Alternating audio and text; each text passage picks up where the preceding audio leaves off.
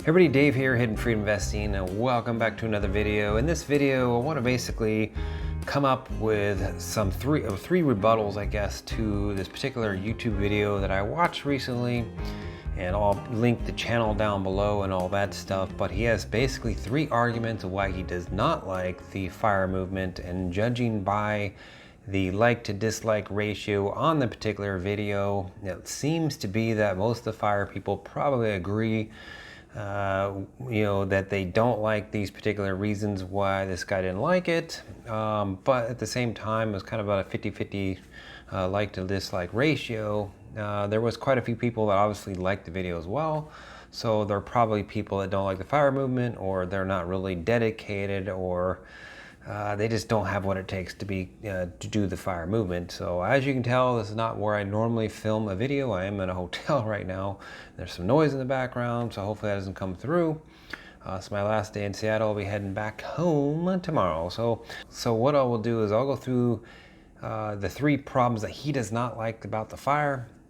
And honestly, I think that he made this video just to get views slash kind of troll the FIRE movement, maybe just to get views. I don't really know why or how or whatever, but so what I'm going to do is basically come up with my arguments against his three arguments, so my rebuttal per se.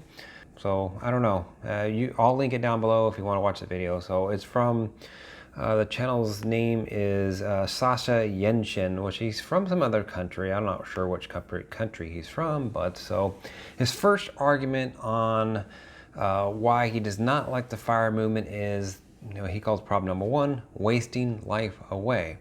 Now, I don't necessarily disagree with that, but what he's doing really here is, when he's explaining it, is he's literally throwing the baby out with the bathwater, or he's throwing the baby out with the bathwater. Okay, so just because you need to save all your money that you make and invest it all, that the whole FIRE movement is junk or trash, right? So we're gonna just throw the baby out with that bathwater. And the part I agree with is yes, so let's say you find the FIRE movement and you're 30 years old or something like that. Well, between 30 and 40, those are some pretty good years, right? I mean, you don't want to go freaking bald in that amount of time, and then you don't have a wife or anything, right? So, like I had, don't have a wife. I'm not bald, but you get where I'm going with that. So, yes, those are some pretty good years. They're young years, right? So I kind of get that, but does that mean you abandon the whole movement, right? You're not going to save it all. You're not going to invest it all. And let's just throw the baby out with the bathwater and not do anything at all, right? Just because you're wasting some of your best years of your life. Now, you're really, in general, you're probably going to be doing that at some point in your life anyway, right? Okay, let's just say you don't do the FIRE movement at all, and you work for 30 or 40 years, you're 60, 70 years old, and then you're going to retire, and then what are you going to do? Right? I mean, do you want to spend the rest of your life traveling when you're 70 years old? Preferably not, right? I mean, so to me, it's give and take, okay? And I'll get to the other problem in a second, which kind of, leads off that one a little bit, right? So wasting your life away, I agree, but I disagree, right? You can, have many retirements along the way. You can also, take a gap year. You don't have to it's not all or none, right? And that's what he's kind of coming from. He's coming from that point of view where if you're gonna do this, you're doing it 100%, and you're not taking any time off at all. You're basically saving every dime that you make, and you can retire early.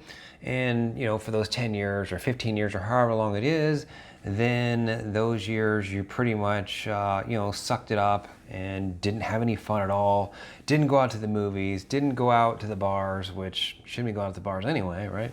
So I agree because they are some of the best years of your life, but, why can't you still go out and have fun every couple of months or every 6 months, right? There's no hard and fast rule that says, okay, once I start this, I cannot go out and have fun at all anymore. It's either 100% on or 100% off. And that's where I disagree with him. So problem number two is retire early for what? Okay, now this one is kind of a little controversial, I think, a little bit, just because everybody is different, right? And what he means here is, what are you going to do after you retire? Okay, so let's say you're 30 years old and you become independently wealthy. Let's not call wealthy. Let's just say you fire at 45 years old. So it took you 15 years. You get to 45, and then what are you going to do, right? Now, if you don't have a plan and you plan on just sitting around at home watching Jenny Jones and eating bonbons, which has always been the joke I've always said, which I don't even think Jenny Jones is on anymore.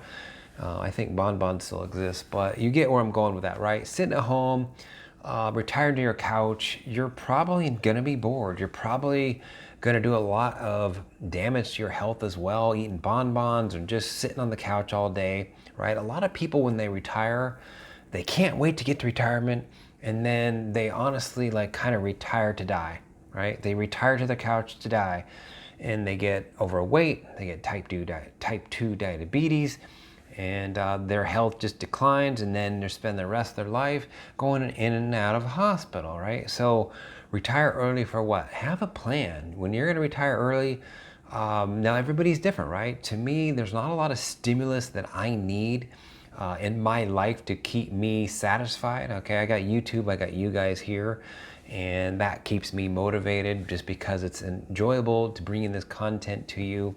But not everybody is going to be okay with that. Not everybody is going to be okay with just sitting at home watching TV. Maybe some people will go out for their first year. Why wouldn't you travel, right? Now, if you can't afford to travel, then maybe you need to work a few more years, right? Maybe you just need to fire a few more years later, and then you can travel the world, right? Go travel, see all the things that you wish you could have seen, and here you are, 45. Why not go see that when you're 45 instead of doing it when you're 65, 7 years old, right? You can get around a lot easier. Traveling is a lot easier when you're younger. So have a plan. If you're gonna fire, definitely, what type of person are you? You're those person that needs to go out and do a zillion things a day. Honestly, I really go out, I think, once a week, really. I'm on the road right now, but I mean, when I'm at home, I go once a week, and I go to the store. That's, I'm happy with that. I can sit at home, I can live streams and stuff like that, right? Now I will be traveling, and I got to get used to that because that's the complete opposite of what I've normally been doing, but I'm okay with either one, right? I'm not going to get bored. I guess worst comes to worst is, why couldn't you go back to work or get a part-time job, have a side hustle, volunteer? There's a lot of things you could do, right? So in his case here, he's really making the argument that he's not gonna really have a purpose. So without having a job, you're not gonna have a purpose. Your probably health could decline mentally or something like that. And that could for some people, but you know yourself. So I think that you need to make the decision for you. And what type of person are you? Because I know there's a lot of people that I've met across the years, even dated across the years, that need to go out all the time, right? Every day there's, going out somewhere and doing something. And I don't necessarily need that in my life. I don't need it. I'm okay to do it, but I'll probably get worn out eventually. I'm an introvert, right? But maybe you're an extrovert, maybe you need people, I don't know. So join a chess club. How did you find the FIRE movement? Comment below. Go ahead and like and subscribe and set that bell notification.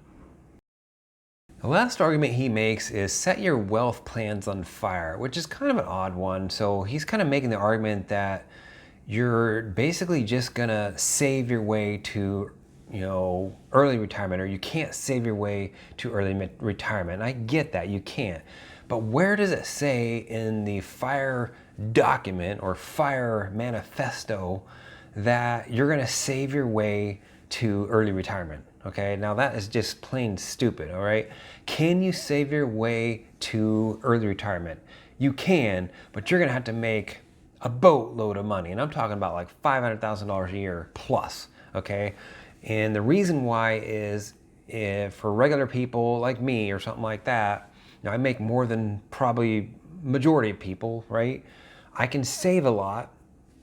And if I was gonna save my way to retirement, early retirement, I probably could, but it'd probably take twice as long, maybe longer, okay? Now, if you don't make as much, let's say you make $50,000 or $60,000, you're not gonna be able to save as much, right? Are you gonna be able to save your way to early retirement? It's gonna be very difficult for you to do that. So what you would have to do is you need to invest, right? And what I'm saying by the manifesto not saying that? Well, it just says have a, I think the manifesto basically, or whatever, who came up with it. Mr. Money Mustache is definitely one of the most influential and probably the most well-known for the FIRE movement. But where did he ever say, just save, just save, just save? You can save way to early retirement, 10 years, you're there. No, not at all. It's all, you have to invest, right? Because if you're gonna save, guess what? You're losing 2 or 3 to possibly even 5% a year on your money by sitting it in a bank account or high yield savings account, which pays nothing right now. So where does it say in the FIRE manifesto that you just save, you don't invest at all? No, okay? Now I know it always says have a high savings rate, but in general what that means is, after take-home pay or something like that, or after tax take-home pay, you're gonna have a certain savings rate, and well, guess what? That goes into a brokerage account, it goes into dividend stocks, it goes into growth stocks, it goes into VTI, VU, a general index fund or something like that, or ETF, okay? And that's how you're gonna reach your FIRE goals, not just by putting money away every single year into a savings account, because honestly, that is like literally running against a escalator that is going down. Okay, now if it's going down and you're going up, you're literally trying to run against the escalator, and that is basically what you'd be doing if you just put your money into a savings account. A high yield savings account right now pays like 0.4% or something like that. So you're fighting inflation at 2 to possibly 5%, even higher than 5% for certain different services slash goods and services, right? Right now, gasoline's gone way up. I mean, I think I paid $4 on average per gallon to get here. And just, a few months ago, it was probably like $3 or something like that. So inflation right now is going up. So saving your way to early retirement is really absolutely asinine and stupid. I don't know why anybody would want to do that. The only people that would probably think that they're being okay by doing that are people that don't know anything about FIRE, don't really know anything about investment or investing, and what they're doing is they are saving their money and they think they're doing good because they have, $50,000 in their savings account. And yeah, they are probably doing better than most average Americans that don't save anything at all. They live paycheck to paycheck. All their money is spent before it even gets into their checking account. Yes, they're doing better than those people, but at the same time, they're really not that much better off. Yeah, they can probably take care of a emergency or something like that, but who knows? They probably don't have an emergency fund, and what they'd probably do is spend that money on a new car or something like that when the time comes. So you definitely need to invest your way. So where he's saying here, set your wealth plans on fire, he's talking about you can't save your way to FIRE, but I think he's mistaken when he says that, because he thinks that the FIRE movement, that is all you're doing. Basically, the whole premise for the FIRE movement is you're investing, right? It does not work unless you invest. You can't do the 4% withdrawal rate, which I'm not going to be doing. I'm going to be doing like a 3.5 or lower. You can't do a 4% withdrawal rate and not having your money invested. It won't work at all, right? The whole premise behind the Trinity study, the 4% withdrawal rate, is that you need to invest, okay? Now, if you had your money just in a checking account, in a savings account, you would drain that account pretty quickly. 4% withdrawal rate, not to mention on the backside, you would be getting slammed with 2 to 5% inflation every year. So it's like a double hit. It's a double barrel shotgun right to your nuts. Anyways, if you go ahead and take a look at the video if you want. Let me know what your thoughts are on it. So I appreciate it. We'll be heading home tomorrow. We have a 2-day drive to get back. So I hope everybody did great this week in the stock market. We'll see you in the live stream as well on Sunday. So anyways, please go ahead and like and subscribe, and we'll see you in the next video. Thanks for watching.